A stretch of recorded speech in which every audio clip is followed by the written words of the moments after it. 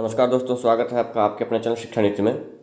दोस्तों, बिहार और mean 1767 post की जो एग्ज़ाम हुई थी 10, 11 और 12 अगस्त को, इसमें अभी तक काउंसलिंग की डेट नहीं आई है और जिसको लेकर छात्र कई बार कमेंट करते थे और पूछते रहते हैं कि इसका डेट कब तक आएगा और कब तक इसकी काउंसलिंग होगी। तो जैसा कि मैंने आपको पिछले वीडियो में बताया था कि क्या रीज़न है कि काउंसलिंग में लेट हो रही है और जिसके कारण कि क्या आगे डेट रहने वाली है, वो भी मैंने आपको पिछले वीडियो में बताया था। मैंने आपको बताया था कि 25 नवंबर से पहले आपका काउंसलिंग का डेट आएगा, लेकिन आपका काउंसलिंग होगा दिसंबर में और दिसंबर में ही आपकी फाइनल ज्वाइनिंग भी हो जाने की संभावना है। जहाँ तक बात करें दोस्तों कि ये लेट क्यों हो रहे हैं, तो लेट क्यों हो रहे हैं इसके बारे में मैंने आपको बताया था कि ये इसलिए लेट हो रही है कि इससे पहले जो काम था रिजल्ट तैयार करने का और रिजल्ट देने का, ये बीसीसी का काम था और बीसीसी एक आयोग है, उसका कोई भी स्टाफ किसी भी चुनाव प्रक्रिया में नहीं लगती है। लेकिन अभी जो है ये आगे की जो भी प्रोसेस है वो एलआरसी बिहार करेगी और एलआरसी बिहार की के जो भी स्टाफ हैं उसमें अधिकतर, चूँकि वो डिपार्टमेंट के स्टाफ हैं, तो वो चले जाते हैं इलेक्शन ड्यूटी में और पंचायत चुनाव के इलेक्शन ड्यूटी में लगे हुए हैं। चूँकि 10 दिसंबर के आसपास पंचायत चुनाव का लास्ट है, तो उसके बाद आपका काउंसलिंग शुरू होगा। उससे पहले आपको सिर्फ काउंसलिंग की लिस्ट दे दी जाएगी और आपको डेट दे दिया जाएगा कि किस दिन से शुरू होगा। तो जैसा कि दोस्तों काउंसलिंग का डेट आने वाला है और उसके बाद आपको डॉक्यूमेंट वेरिफिकेशन में जाना है, तो डॉक्यूमेंट वेरिफिकेशन में क्या क्या, किस कैटेगरी के लिए कौन सा डॉक्यूमेंट लगेगा, इसके बारे में आपको इस वीडियो में बताऊंगा। साथ ही आपको ये भी बता दूं कि डॉक्यूमेंट वेरिफिकेशन में हर कैटेगरी का मैं इस वीडियो में आपको अलग अलग बताऊंगा किस कैटेगरी के लिए कौन सा डॉक्यूमेंट चाहिए। तो अगर आप इस चैनल पर नए हैं तो चैनल को सब्सक्राइब कर लें, साथ ही बेल आइकन का दबा दें ताकि किसी भी जॉब से रिलेटेड कोई भी अपडेट हो, चाहे सेंट्रल या बिहार गवर्नमेंट से, वो मैं आपको समय समय पर सबसे पहले देने की कोशिश करता हूँ और दे भी दूँ। तो आइए दोस्तों, सबसे पहले बताते हैं आपको किस कैटेगरी में कौन सा डॉक्यूमेंट लगेगा। तो दोस्तों अब बात करते हैं कि सबसे पहले बात करते हैं दोस्तों यूआर कैटेगरी के, जनरल कैटेगरी के। जनरल कैटेगरी में आपको कौन कौन सा डॉक्यूमेंट लग जाएगा डॉक्यूमेंट वेरिफिकेशन में। तो जैसा कि आप स्क्रीन पर देख सकते हैं कि ये लिस्ट ऑफ डॉक्यूमेंट है, इसमें आप देख सकते हैं कि आपको इंटरमीडिएट या 10+2 का अंक पत्र और प्रवेश पत्र, ये दोनों चाहिए। आपको एडमिट कार्ड और मार्कशीट दोनों चाहिए इंटरमीडिएट का। ये यूआर की बात करें दोस्तों, इसके साथ आपको बता दें, हालांकि ये डॉक्यूमेंट सभी कैटेगरी में चाहिए। मैट्रिक के डॉक्यूमेंट में चाहिए आपको उसका प्रवेश पत्र या फिर मार्कशीट, कुछ भी, ताकि उसमें भी आपका डेट ऑफ बर्थ मेंशन होना चाहिए। अगर आप किसी भी बोर्ड से हैं, कई बोर्ड में होती है दोस्तों कि आपकी डेट ऑफ बर्थ नहीं दी जाती है, सिर्फ रजिस्ट्रेशन नंबर और आपके रोल नंबर दिए जाते हैं एडमिट कार्ड में। लेकिन अगर आपके एडमिट कार्ड में डेट ऑफ बर्थ है तो वही एडमिट कार्ड चलेगा और अन्यथा कोई दूसरा एडमिट कार्ड आपको नहीं चलेगा। वो आपको डेट ऑफ बर्थ के वेरीफाई करने के लिए एक एडमिट कार्ड, किसी भी, अगर 10th का भी अगर एडमिट कार्ड पे दिया हो या 12th का, किसी भी बोर्ड से है तो आपको वो देना पड़ेगा।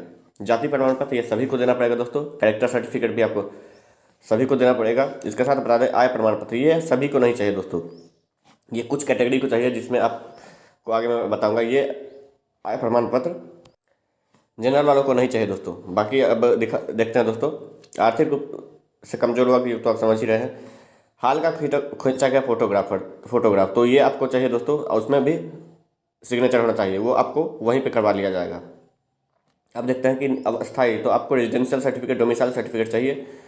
शरणार्थी हैं अगर आप तो वो भी चाहिए वो आपको, हालांकि ये बहुत कम लोगों को जरूरत पड़ती है। और इसके साथ दोस्तों बात करें तो प्रमाण पत्र आवेदक माता पिता बिहार के अस्थायी हो, सरकार के कर्मी अगर आप हैं तो इसके साथ ही अगर आपके माता पिता में से कोई एक बिहार सरकार में एम्प्लॉय है तो उसका भी आपको प्रमाण पत्र चाहिए। इसके साथ आपको किसी आप ऑनलाइन ऑर्गेनाइजेशन से जुड़े हुए हैं तो उसका भी आपको प्रमाण पत्र चाहिए। वे बिहार के अभ्यर्थी, वे अभ्यर्थी जिन्होंने बिहार में शिक्षा प्राप्त नहीं की हो किंतु माता पिता बिहार के स्थायी निवासी हो या उससे अधिक समय तक रहने के कारण अपनी पात्रता एलिजिबिलिटी दावा करते हैं, तो अहड़क, मतलब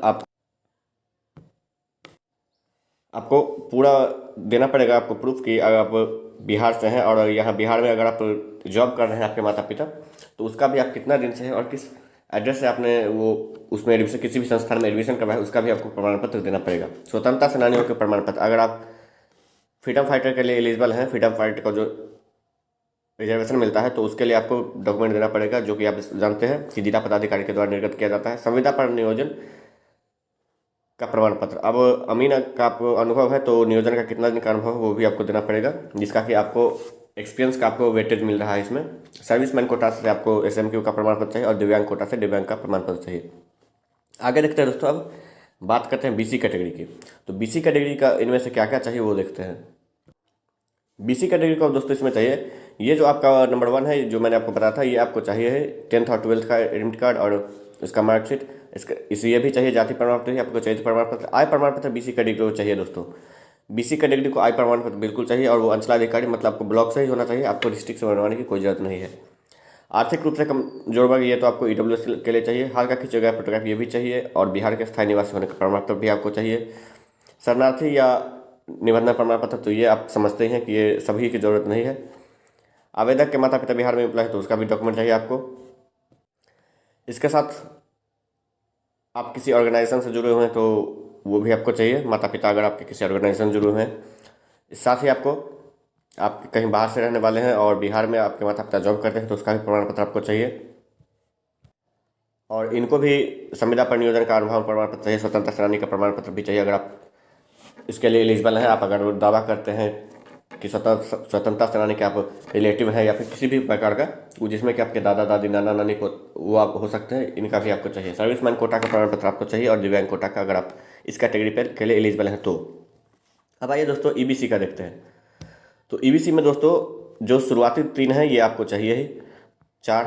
इसके बाद अब आते हैं आय प्रमाण पत्र। दोस्तों आय प्रमाण पत्र के साथ साथ EBC को चाहिए NCL होता है दोस्तों नॉन क्रीमी लेयर, जिसको कि हम आपको क्रीमी लेयर प्रमाण पत्र हिंदी में बोलते हैं, उसका भी आपको प्रमाण पत्र EBC की कैटेगरी के छात्रों को चाहिए, क्योंकि इसमें भी 8 लाख से नीचे का इनकम का स्रोत दिखाना जो होता है NCL के लिए, तो वो आपको चाहिए। NCL आपका जाति, आवासीय और आय, इन तीनों को मिला के बनता है। जब आप जाति, आवासीय और आय बना लेंगे उसके बाद ही आप NCL के लिए अप्लाई कर सकते हैं। तो आप लोग जल्दी से अप्लाई कर दें ताकि आपके पास टाइम बचा हुआ रहे, क्योंकि आपको लगभग ये बनवाने में आपको 1 महीना के आसपास लग जाएगा अगर आपने अभी तक नहीं बनवाया है। अगर आप जाति, आवासीय, आय बनवा चुके हैं तो आप NCL के लिए अप्लाई कर दें और NCL आपको 10 से 15 दिन में बन जाएगा। वो आपको 10 वर्किंग डे लेता है उसके हिसाब से। आइए दोस्तों अब देखते हैं आगे है वो हाल का खींचा गया फोटोग्राफ, ये आप जानते हैं चाहिए ही।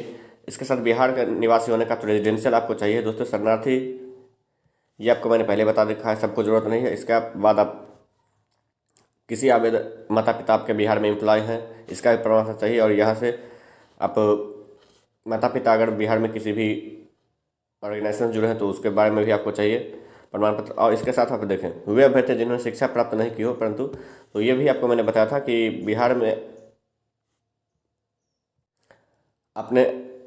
शिक्षा प्राप्त नहीं की है लेकिन आपके माता पिता बिहार में रहने वाले हैं तो उसका आपका जो रजिस्टर है उसमें अगर आपने मतलब एड्रेस दिया है बिहार का तो वो आपको प्रूफ चाहिए, एड्रेस प्रूफ भी चाहिए आपको। और स्वतंत्रता सेनानी का प्रमाण पत्र ये भी आपको चाहिए अगर आप एलिजिबल हैं तो। साथ ही संविदा पे अनुभव प्रमाण पत्र एक्सपीरियंस का चाहिए ही। सर्विसमैन कोटा का और दिव्यांग कोटा का आपको चाहिए अगर आप इसमें अपना रिजर्वेशन दावा करते हैं तो। अब आते हैं दोस्तों SC कैटेगरी पे। तो SC कैटेगरी के लोगों को ये शुरुआती 4 तो चाहिए दोस्तों। इसके अलावा आपको आय प्रमाण पत्र की कोई ज़्यादा ज़रूरत नहीं है लेकिन आपको बनवा के रख लेना है ताकि अगर ज़रूरत पड़े तो आप वहाँ पे प्रस्तुत कर सकें। अब बात करते हैं दोस्तों हाल के खींचे गए फोटोग्राफ के बारे में। फिर ये आपको चाहिए ही, बाकी के जो भी डॉक्यूमेंट है वो आपको मैं बता ही रहा हूँ कि इन सब में अगर आप एलिजिबल हैं तो आपको ये सब डॉक्यूमेंट आपको प्रस्तुत करना ही पड़ेगा। अब बात करते हैं दोस्तों ST कैटेगरी के। तो ST कैटेगरी में भी जो मैंने SC में बताया वही ST कैटेगरी का भी क्राइटेरिया है, उनको भी वो सब करना ही पड़ेगा। जो भी डॉक्यूमेंट SC को प्रस्तुत करना होता है वही ST को प्रस्तुत करना पड़ेगा ताकि आगे कोई अड़चन नहीं है। अब आप बात करते हैं दोस्तों मेनली EWS कैटेगरी का। तो EWS कैटेगरी में आपको दोस्तों जो सारे डॉक्यूमेंट चाहिए जनरल को उनको चाहिए वही चाहिए, लेकिन उनको एक EWS प्रमाण पत्र जो होता है वो अलग से चाहिए। EWS प्रमाण पत्र दोस्तों आर्थिक रूप से कमजोर वर्ग जिनमें कि आपको 8 लाख से नीचे आपका ईयरली इनकम दिखाना पड़ेगा तभी आपको EWS का बेनिफिट मिलेगा, EWS सर्टिफिकेट का बेनिफिट मिलेगा, अन्यथा नहीं मिलेगा। तो आप समझ सकते हैं दोस्तों कि ये सारे डॉक्यूमेंट्स आपको चाहिए जिसमें कि अगर आप रिजर्वेशन के लिए दावा करते हैं तो ये सारे डॉक्यूमेंट आपको चाहिए ही चाहिए, अन्यथा आपको रिजर्वेशन कोटा से आपको बाहर करके और UR कैटेगरी में आपको अनरिजर्व कैटेगरी जनरल कैटेगरी में आपको सिलेक्शन दिया जाएगा, जिसके लिए अगर आप एलिजिबल हैं तो सही है, नहीं है तो आपको बाहर कर दिया जाएगा।